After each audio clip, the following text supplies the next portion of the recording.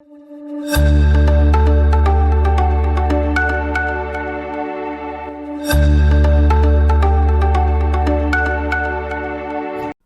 the busy Bazaar street in Calcutta, there was an old building.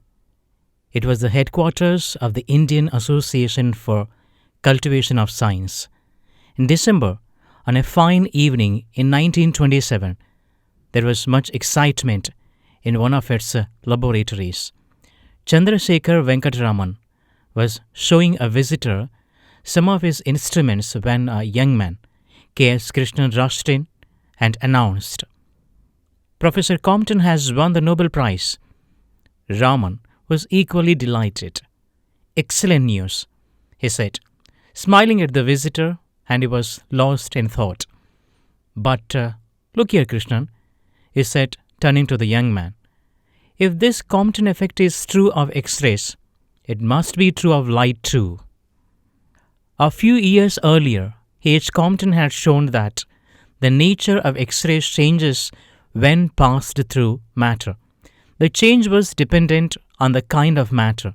This effect was called the Compton effect. Could light also change its nature when passed through a transparent medium? That was the question that Raman asked himself. For 5 years he had been doing research in optics, the science of light. No sophisticated equipment was available in his laboratory, but Raman was confident that he could find the answer with the modifications in his equipment. 4 months later, on March 16, 1928, Raman announced his discovery of new radiation to an assembly of scientists at Bangalore. The world hailed the discovery as the Raman effect.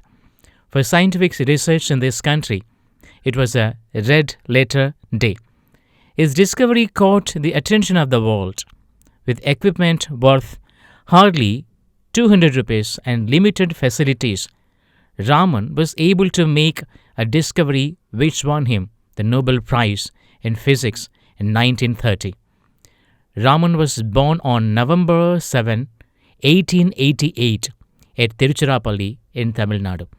His father was a physics teacher in college. He was a brilliant student right from the start. When Raman passed his matriculation, his parents were keen to send him abroad for higher studies, but on medical grounds, a British surgeon advised them against it, and Raman stayed in the country to do the MA course at Presidency College in Madras. Science had already made an impression on him, and he began to write research papers for science journals. When he was only 19, he became the member of the Indian Association for Cultivation of Science. Meanwhile, respecting his parents' wishes, he took up an administrative job in the finance ministry in Calcutta. His interest in science, however, did not flag. He used to spend his hours after office in the lab of the association, working throughout the night. In his youth, Raman was mainly interested in acoustics, the science of sound. He studied how stringed instruments like violin and sitar could produce harmonious music. He was elected to the Royal Society of London in 1924, and the British government made him a Knight of the British Empire in 1929. It was a high honor for any great scientist. His advice to young scientists was to look at the world around them and not to confine themselves to their laboratories. The essence of science, he said, is independent thinking and hard work, not equipment. C.V. Raman was the first Indian scholar who studied wholly in India and received the Nobel Prize. He was the first Asian and the first non-white to win such a great award in science. He passed away in 1970 on November 21, but his memories are with us. February 28, the day on which he discovered the Raman effect, is celebrated as National Science Day to commemorate his remarkable achievement in science. It was midnight when Sushrita was awakened by a frantic knocking at the door. "Who is out there?" asked the aged doctor, taking a lighted torch from its socket in the wall and approaching the door. "I'm a traveler, my revered Sushrita," was the anguished reply. "A tragedy has befallen me. I need your help." Sushrita opened the door.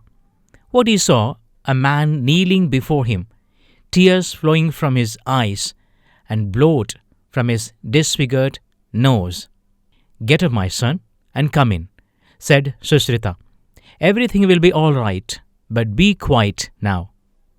He led the stranger to a neat and clean room with the surgical instruments on its walls.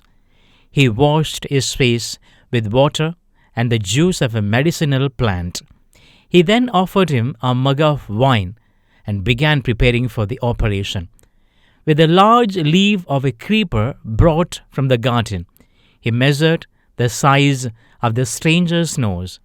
Taking a knife and forceps from the wall, he held them over a flame and cut a strip of flesh from the stranger's cheek. The man moaned, but the wine had numbed his senses. After bandaging the cut in the cheek, Sushrita cautiously inserted 2 pipes into the stranger's nostrils and transplanted the flesh to the disfigured nose, molding licorice, red sandalwood, and an extract of Indian barberry. He then enveloped the nose in cotton, sprinkled some refined oil of sesame on it, and finally put a bandage. Before the traveler left, he was given instructions on what to do and what not to, and a list of medicines and herbs he was to take regularly. He was also asked to come back after a few weeks to be examined.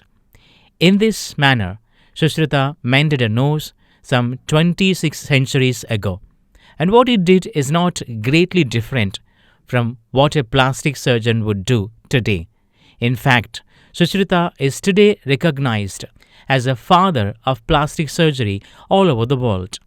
His treatise, Sushrita Samhita, has considerable medical knowledge of relevance even today.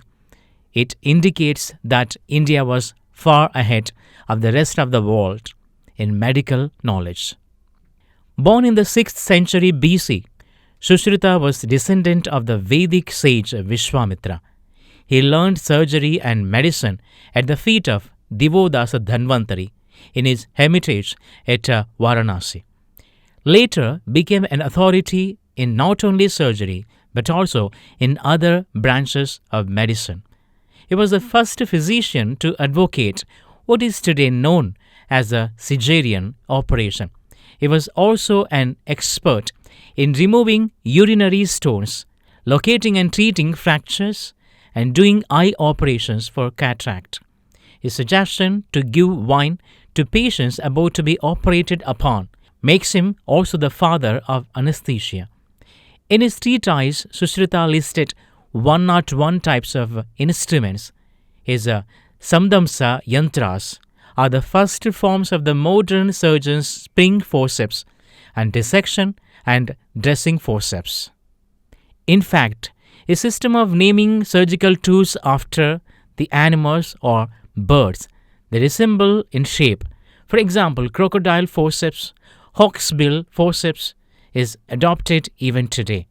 Sushrita was also an excellent teacher. He told his pupils that one could become a good physician only if one knew both theory and practice. He advised his pupils to use carcasses and mortars for practice before surgery.